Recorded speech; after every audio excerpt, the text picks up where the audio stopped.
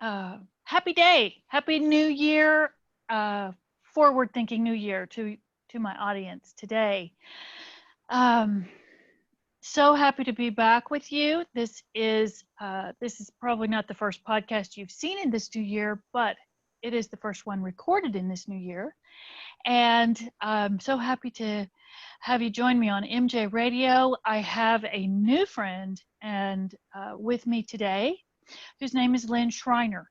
And he has written a book called A Soul's Journey into Interspiritual Space. And I'm so intrigued by the topic and so thankful to my friend and colleague, Victor Nelson, who introduced us.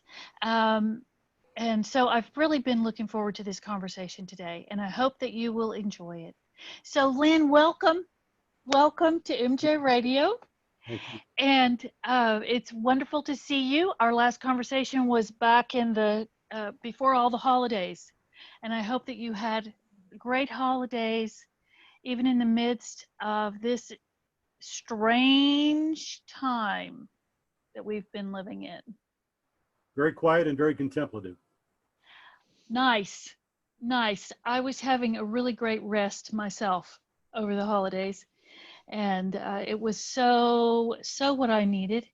And I have returned quite refreshed and glad to be at work, seeing my clients and having these great conversations. So again, the name of your book, A Soul's Journey into Interspiritual Space.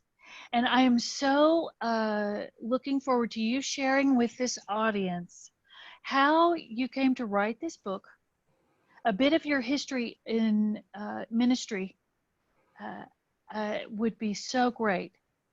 Wherever you want to plug us in to knowing you. Okay.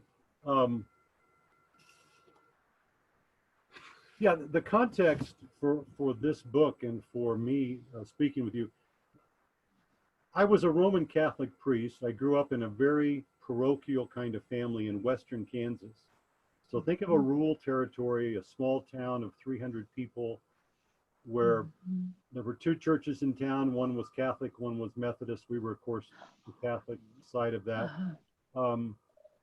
So my world was very small. We had never seen a black person or an Hispanic person until this doctor, chiropractor, came into town that was Hispanic. So it was a very kind of small parochial world. The only thing that broke me out of that was my desire to study for the priesthood. I went away to a seminary 400 miles away in Oklahoma City. Now, it wasn't in the heart of the city. It was, again, on the edge of the city, still kind of living in a rural area. But I began then by going into Oklahoma City, and then in the years that followed through those high school years, to get a little bit broader. And when I finished high school, then I moved to Denver, Colorado to continue at a place called St. Thomas Seminary, which is a very different place today. Then it was a liberal, progressive, forward-looking kind of school, with legions and theology students who were then went on to ordination. Today it's a pontifical seminary, so it's very, very different. But living in Denver and staying there in the summer and working around the city, mostly in jobs that were labor-related kind of jobs, my world began to expand. Now, I think it's worthwhile to step back a little bit.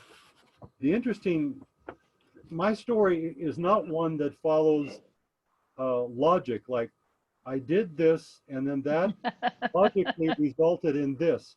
I want to give you this image.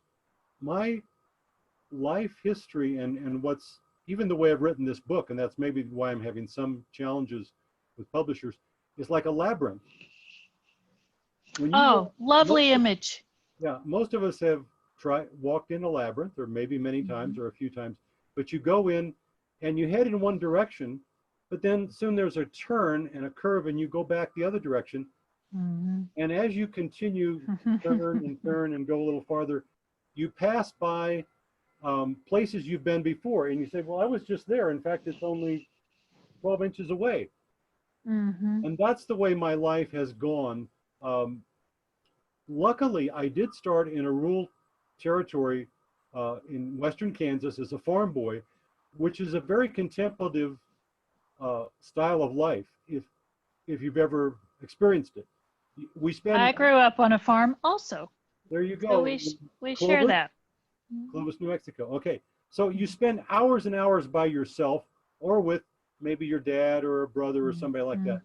So let me give this as an introduction to the book. Is written about what I call kind of sketching the spirit as the spirit moves in your life. So it's that labyrinth that I was walking and with no idea where it was taking me, and revelations all along the way, from the beginning to understand that there are people of color, there are people from different races and religions once I got to the level of a college student, and it began to continue to expand.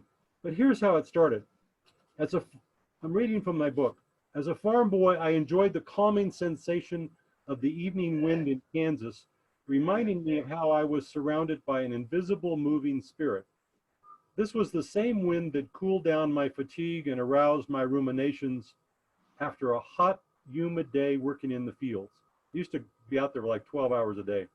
As my Oh, contemplative yes. mind was beginning to form poetic musings and philosophical wonderings, it was the wind and the falling light on summer evenings and the rising of the moon over a plowed field that I began to associate with what today I call mystery. I walked quietly alone. I can remember this particular day, this particular evening, down the dusty road outside my town. Dusk and the fading of the day's light gave way to evening shadows and to revelations of my inner being. I couldn't have written that at 17 or at 9. I think I was 19 at this point. Right.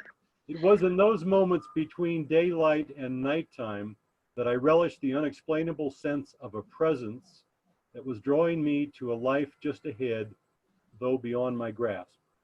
So just like walking the labyrinth, I knew there was something that was drawing me, or I was looking for something. I've always been a seeker, but I didn't know what it was. Right. I didn't think as I walked, I remember this very keenly. I didn't think, oh, this is God's presence, or this is the presence of Jesus. I just felt in a very holistic way that I was in the presence of something greater than myself in that natural setting. So in my book, certainly I use the word God. Certainly I talk about the cosmic Christ a great deal, but I'm not talking about God. God is a code word. I'm really talking about a presence that immediately any natural setting will express this to us, expands your heart and your soul. And that's where it began for me. And as I went off then to school, and I met other people from different, at that point, just different states, not different countries or parts of the world. Oh, I began to expand a little bit, and I realized, oh, there are other people that aren't just farmers. Some of these spent their whole life in the city. I Right. lived with African American students across the hall, played basketball with them. So my world began to expand. So what I try to do in this book is not be a philosopher, although I'm very philosophical. Some people may enjoy that and some may not. But here's what Merton said. This is what's been happening in my life. I think it'll continue until it's completed. Merton wrote, and he was a primary teacher for me, for any of you who are Thomas Merton readers or fans or followers. When I was in 1976, this was many years later, but I was studying theology in Washington, D.C. A friend handed me a little paperback, which was kind of beat up and had already been highlighted and had notes in it. He said, oh, I don't need this anymore. Thoughts in Solitude by Thomas Merton. Ah. That opened the door for me, basically like an older brother or a sister might pat you on the back and said, it's okay to be a contemplative. I knew that I was, but I didn't find a lot of companions around myself. Here's what Merton No wrote. kidding, right? No kidding. Yeah, Yeah. there are some of us out there, but sometimes you have to look for that other kind of spiritual family. And it's the reason I thought for so many years I was introverted Oh, because of the right because of spending so much time happily by myself, contemplatively. Uh, I was quite actually surprised to discover that I'm so not an introvert. I know how to operate that way, but I'm definitely of the extrovert uh, variety, shall we say.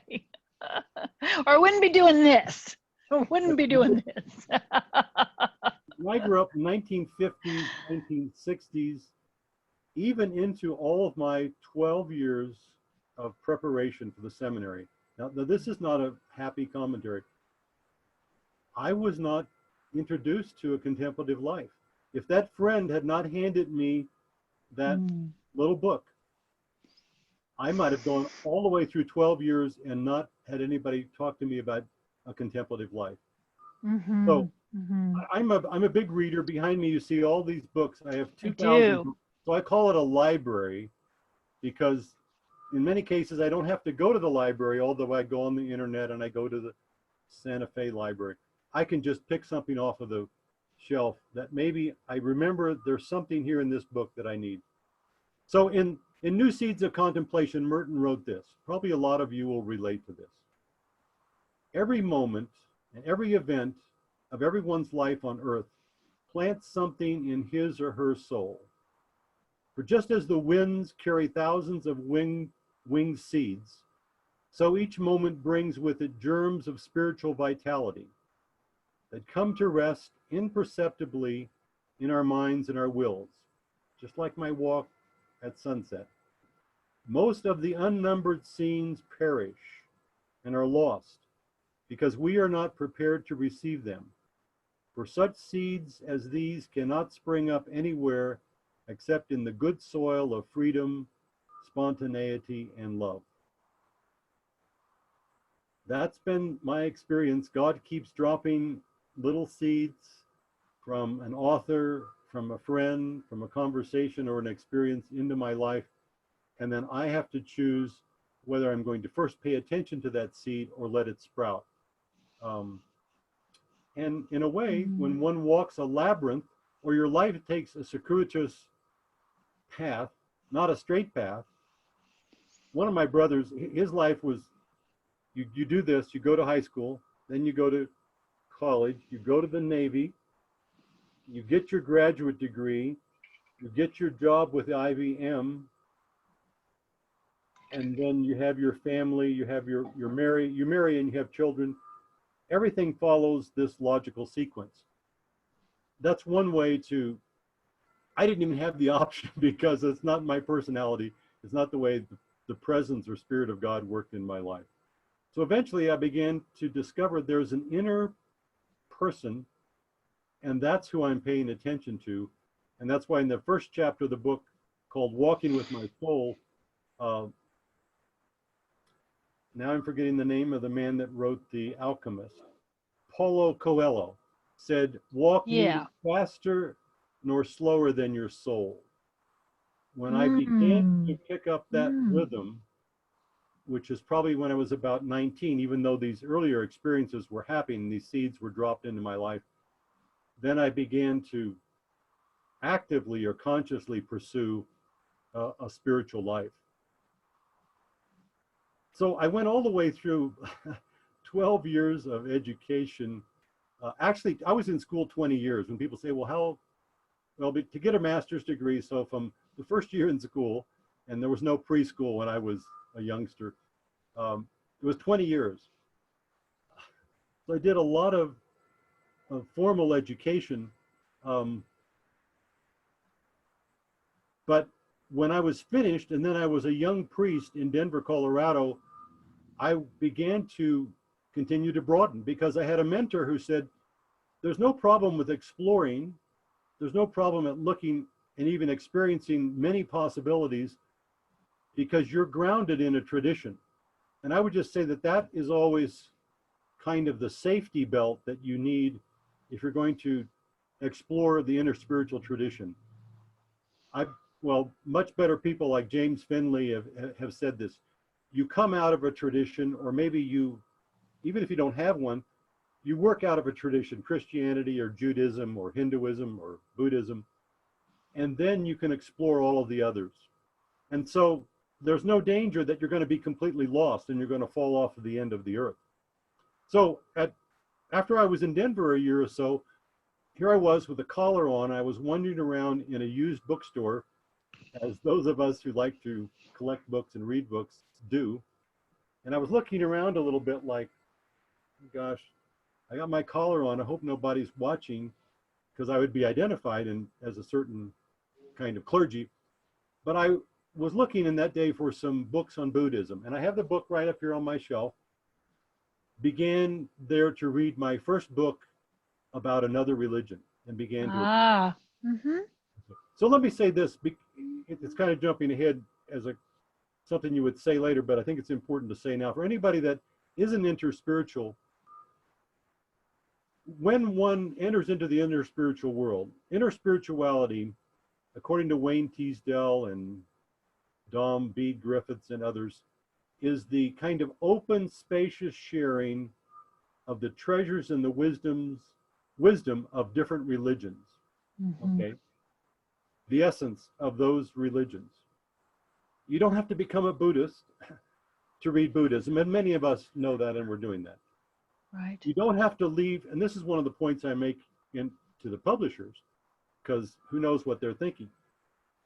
You don't have to leave Christianity to learn and gain from the wisdom of Buddhism, or to pray with your Muslim friend.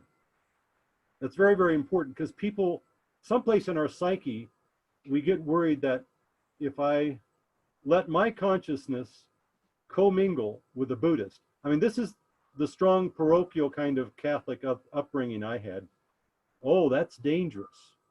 So the Vatican has a word for that. They call that syncretism.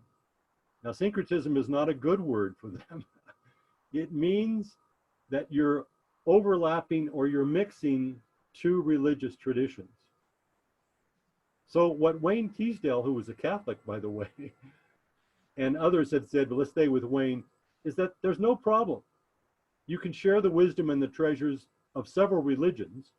Mm-hmm. And Ken Wilber, the philosopher, says very clearly in his very complicated and wonderful work and writing, you transcend and you include. So my life story has been transcending the parochial formation I had in the seminary and as a young man, mm-hmm. Mm-hmm. transcending just the boundaries of Catholic theological works and dogmas and teachings, mm-hmm. but including them as I've moved on to include and to incorporate the wisdom and treasures of other traditions in my life. This is so beautiful. I remember a little bit of our conversation that we had preliminarily about this subject of interspirituality and how connected I felt and feel to that whole concept of connecting the dots between traditions, and because it just seems so naturally fluid between them to me. And I grew up much like you, though not Roman Catholic, a very conservative tradition that sort of kept everybody separate, whether intentionally or not. And there was that danger sign. There was that danger sign about looking too deeply at anything else. And yet, that's I find myself in community with you, and felt it immediately upon the introduction of this subject. So I'm just so grateful to have a name. Why is it that labels are so important to us? But it really is helpful to me and delightful to me to be able to say, this is the thing. Interspirituality is all inclusive. Yes, it is. And that's the word that I use is spaciousness. I Now, like that. I think I I probably like that. borrowed it from the Dalai Lama and other people, but that's why I Mhm. use A Soul's Journey into Interspiritual Space. I needed some image that was outside of conceptual categories, that was outside of any denominationalism, Mhm. that Mhm. was Mhm. outside of my denomination, Mhm. that was outside of any particular school of theology. So the second really formative and seminal experience that I had that I write about was many, many years later. Of course, you can always identify peak experiences in your life. But for one thing, in 1986, I found this. This is always fun to do if you're a lover of books. I found this book. So here's the cover. Mhm. Here's the writer, Eknath Esron, who died maybe 10 years ago. But again, I was in a used bookstore in Denver, Colorado, and I was looking around at that time, again, being a little bit more adventuresome. And here I come across this book by a Hindu teacher who teaches English, Santa Clara University in California, but wrote a book. And guess who he wrote about?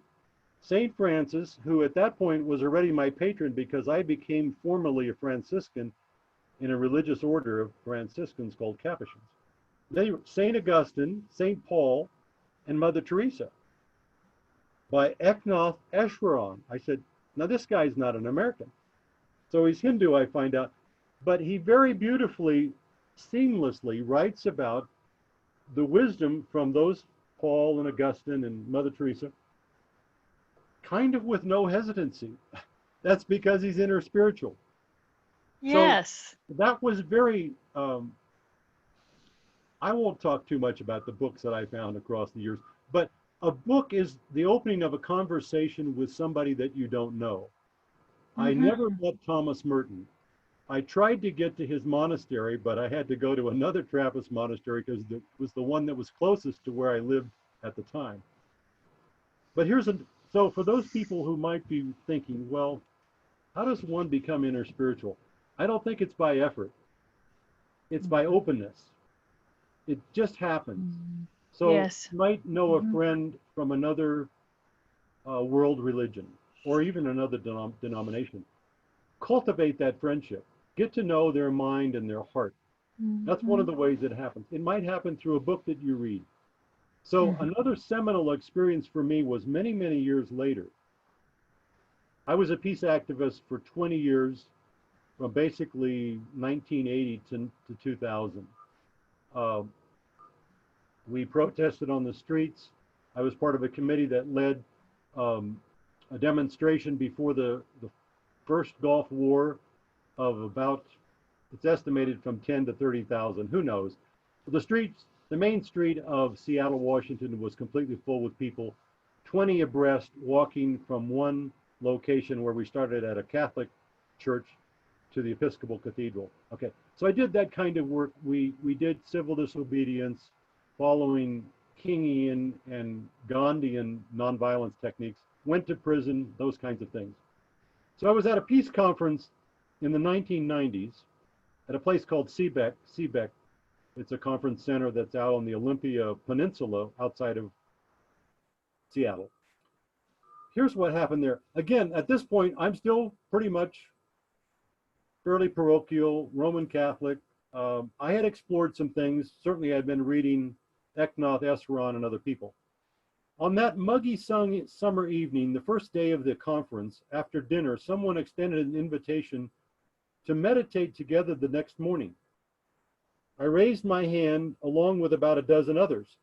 Few of us knew each other, but agreed, as the host explained, to gather early the next morning in a room for meditation.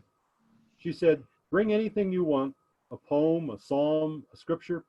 We will share a little and sit in silent meditation.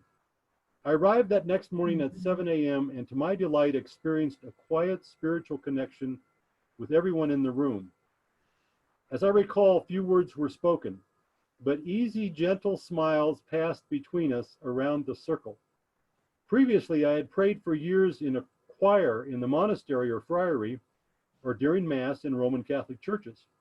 Yet on that day, I felt a oneness with virtual strangers whom my soul was meeting on a deeper, unspoken level. I had no words for this union. I was simply honoring my soul's unspoken, unformed yearnings. Mm, beautiful. So Beautiful. the introduction to interspirituality, this was an introduction fully because there were probably people from 5 different world religions in that small circle that morning. None of us identified our religion or our role in life or our profession. We sat quietly, we smiled at one another, we were open to one another, and I would have to assume that many of them experienced what I experienced, this wonderful oneness. We got up, we went to breakfast. I never, that experience was primordial for me. Oh, beautiful. And you said the very word that I think is the key to the whole thing is the openness. As we move forward, move through our journey, being open to the experience of coming into contact with traditions all around us. And you ended up here in Santa Fe, where, isn't that interesting how many opportunities for this very thing there are all around us here. Yeah, and I'm just beginning to discover them. We've been here 2.5 years or so, and I'm still looking for those opportunities. The first couple of years I was working pretty steadily full time.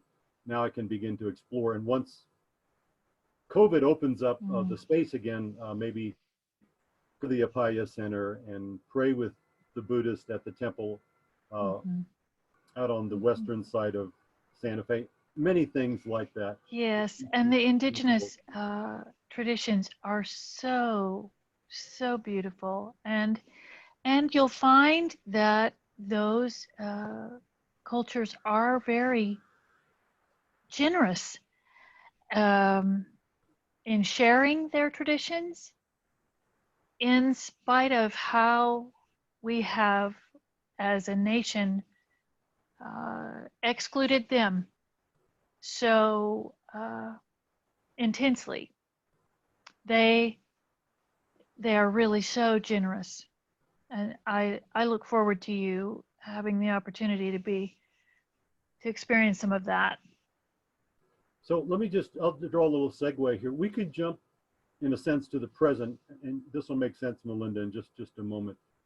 When I was in Seattle, I was the director of the Peace Task Force at the Church Council of Greater Seattle, which had about 200 institutional members, churches, etc., which include Buddhists, Hindus, Christians, a variety of people, Native Americans.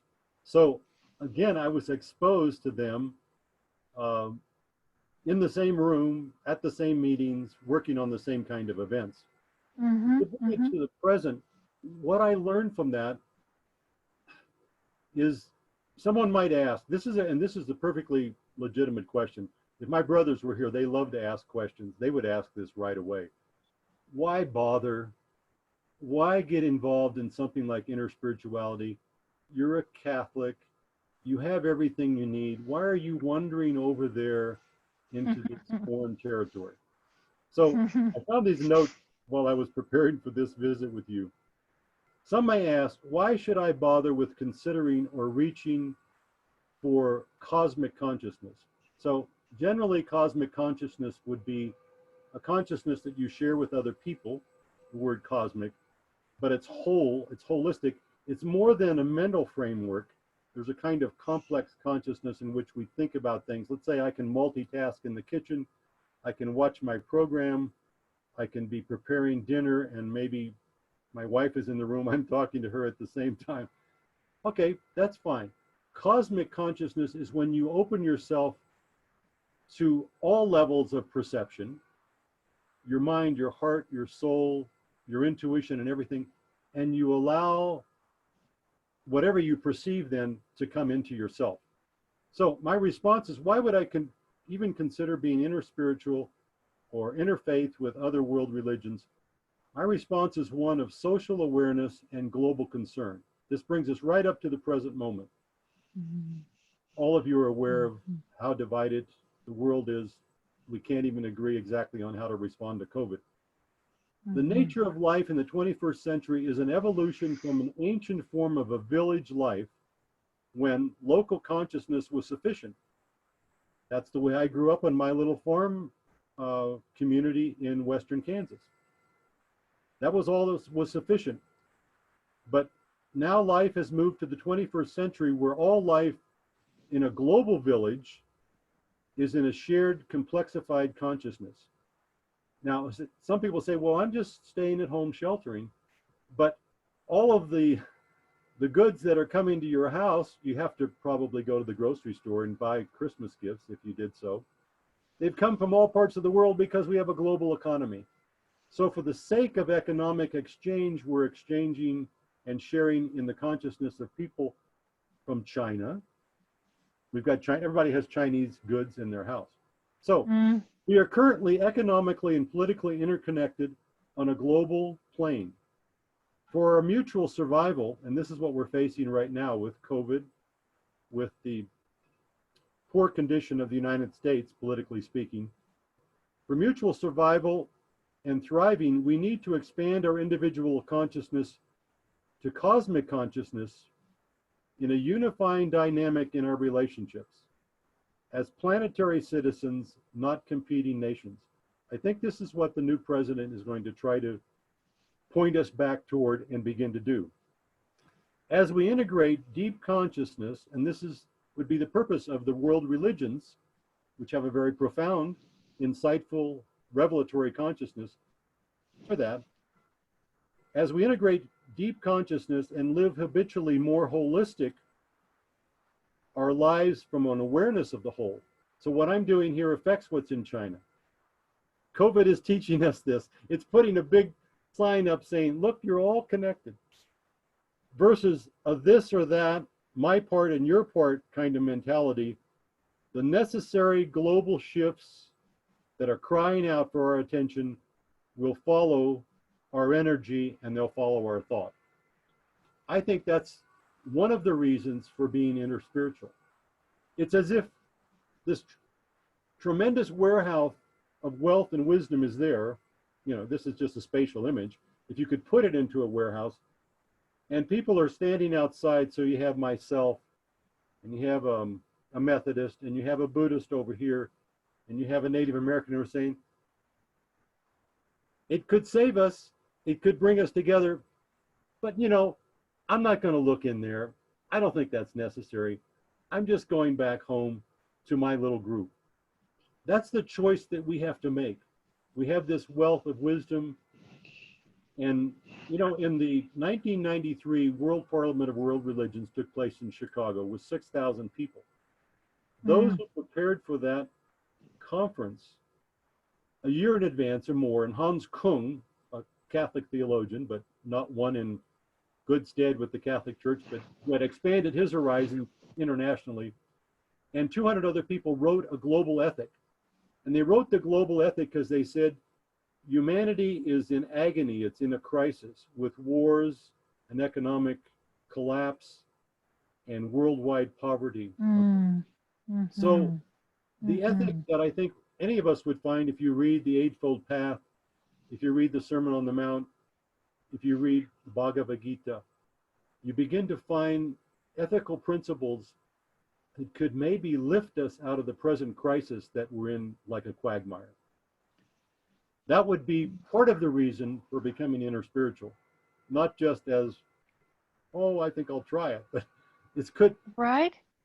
um, the life that you save, this is the title from a Flannery O'Connor book, the life Mm. that you save, if you want to start with a self-centered place, the life that you save could be your own. You know, Dr. King said Yes. for most of human history, people have taken the idea that it's self-preservation, it's survival. This is behind all of our wars. But Mm. Dr. King said that is a falsehood. The way into the future is not self-preservation, survival, but the survival of all us, what he called interdependence. And we use that word Mhm. actively today all the time. Right, and not just amongst humans, but inter with all creatures, Right. with all creatures. I will just on that note, just a side note, Lynn, recommend a book to you for your library, which you Uh-huh. may already be familiar with, called What Animals Think and Feel. It's called actually Beyond Words, What Animals Think and Feel. Okay. Got it. Yeah, Beautiful. it is beautiful. It is beautiful. Goes to the heart of that matter. Um, yeah, it's really essential that we find a way to connect with each other. Again, this divisiveness and this antagonism that is being cultivated and pervaded upon us is just it's going to be the end of us. Well, I don't think I understand this real well, but I think I've picked up the term. Identity politics is something that's very prevalent right now. I think it means I'm identified as an American. So if Italy is going down the tubes because of COVID, so what? You know, I got to Mm, take care of myself. Uh, mm-hmm. I've just in preparing for this conversation with you, I think I made clear something that I was writing about all along. And okay, I'm sorry, this is a bitter pill, but it's a pill that we need to take. Religions are self centered in practice and they're other centered in principle. And this is what Oh, wow. yeah, they really are. Wow. They really are. And I'll just use Christianity since that's my world religion and Catholicism. The sense that, oh, thank God I found Jesus, that I'm going to be saved. Thank God. I thank God every day. This is a wonderful thing. I found it. There was a many years ago, you might have seen it, Melinda, a, a bumper sticker. You'd be riding along, the car in front of you would say, I found it. And then you'd say, well, you found what? Oh. And of course it was, I found Jesus, and so I'm saved.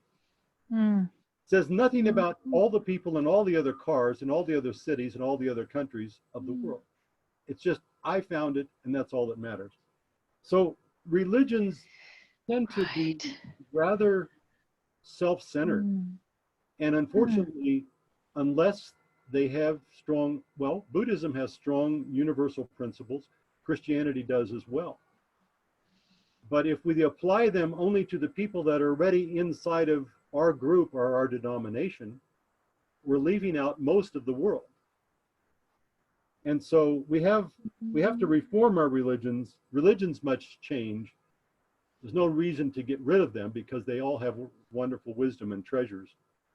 But the global ethic, the purpose of that, and I don't know where it stands today because I'm not actively a part of the World Parliament, which is an ongoing organization. I know that Karen Armstrong and several thousand people signed a concordant of something like that of compassion a few years ago. But all of these have to, it's like you have the Ten Commandments or the Eightfold Path. You have to take those out of the theoretical level and bring those into our very lives. And when that happens, then there's an opportunity for the world to begin to change. So Mm. let me talk about one concept. I had a number in mind, but I think you're right.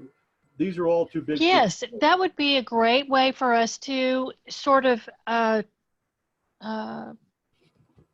wrap up this first conversation into a nice package would be for you to give us one of the concepts and whet people's appetite for the next conversation where we might continue that sort of process of looking at some of the other concepts in your book.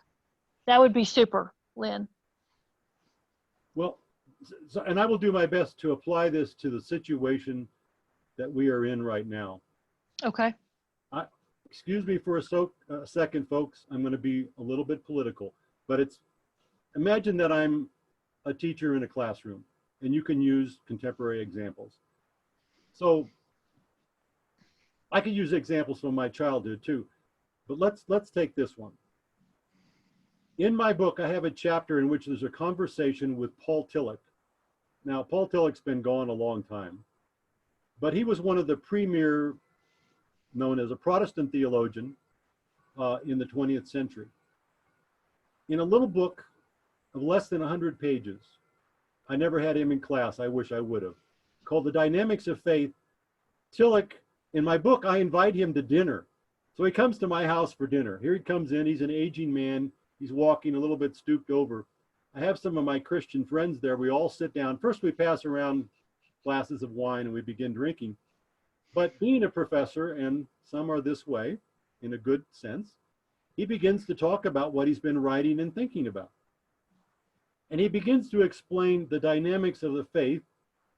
And a few of us, our buttons are pushed because he begins to criticize religion a bit. One of the things that I then incorporate into my book is this idea of what he calls false ultimacy or false ultimates. I'll use another word for that in just a moment. But a false ultimate, let's use an example, and this gets me back to the present, is nationalism. I love my country. Mm-hmm. I love the United States of America. Mm-hmm. Mm-hmm. Now, at the end of every political speech, even the one from the president-elect, when the candidate or the speaker says, "And God bless the United States of America," or the candidate says, "We are the greatest country on earth." Okay. Or the campaign slogan says, "Make America great again." Right. And I'm feeling something as I'm driving my car along, and I don't have two flags on both of my aerials as I go down, Cerrillos Avenue or Boulevard. Road, right. I'm an inadequate, unpatriotic American. I should have two flags up there. Okay, those are images. But what Tillich says, a false ultimate, is when the finite claims infinity without having it. Now let me explain what I mean by that.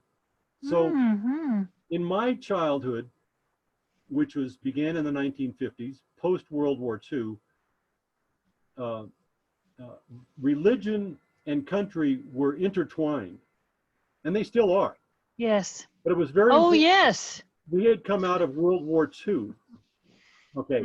So in the church where I was as a little Catholic altar boy, those of you who aren't Catholic, that's the little boy or girl that assists the priest at Mass. I'm kneeling there, and up in the sanctuary, there's an American flag and there's a Vatican flag. Okay. Exactly. I'm supposed to be loyal to both of these. So when the Vietnam War comes along, I should not be questioning out of anything of my faith, because these are two that are one and the same. God and country. That's the phrase I wanted, God and country. God and country. Tillich talks about, this is very important. He says, an act of faith in God is something that involves your whole self. So let's just take it. It involves your psyche.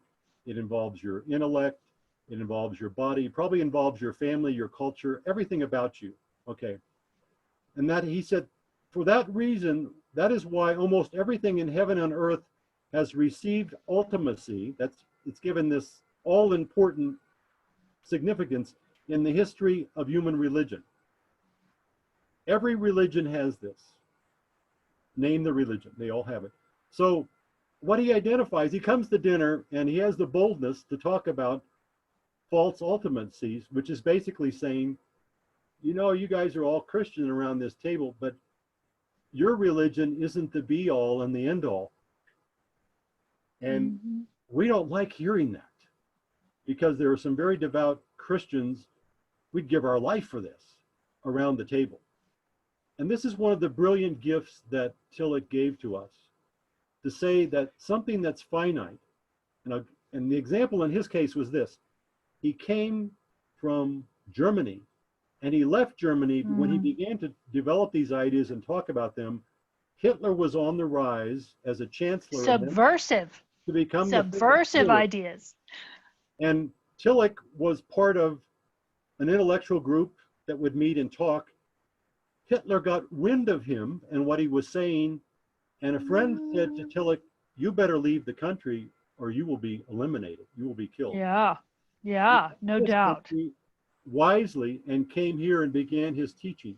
Okay, but I talk a little bit in this chapter about this because what Hitler did very brilliantly, what he said is that my attack on the Jewish people is in defense of Jesus and of Christ.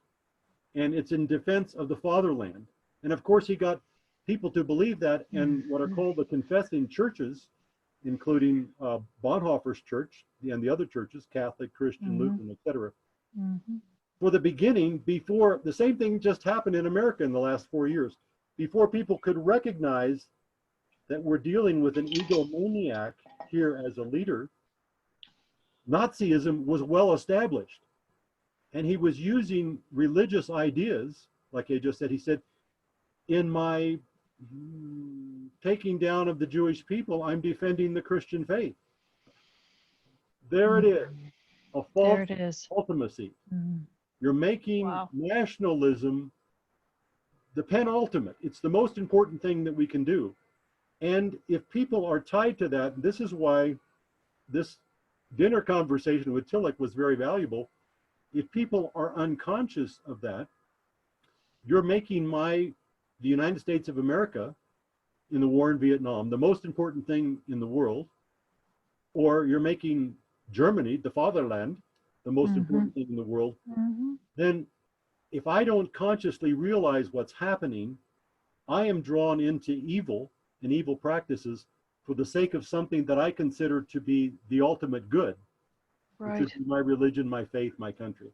Oh, wow, Len, your book is so timely. It is It timely. it is so timely. Well, I'm excited for our next conversation. And I think this is a great place for us to pause and for me to say to my audience, so glad for you to join us here for this beginning, just a beginning. We've only seen the tip of the iceberg. And we're going to continue to explore this idea and of interspirituality. On another day, we'll spend another hour with Len Schreiner. And so thank you for joining me again on MJ Radio. This is Melinda Joy Pattison saying I'll see you next week. Thank you so much, Melinda. Thank you, Len. Bye-bye.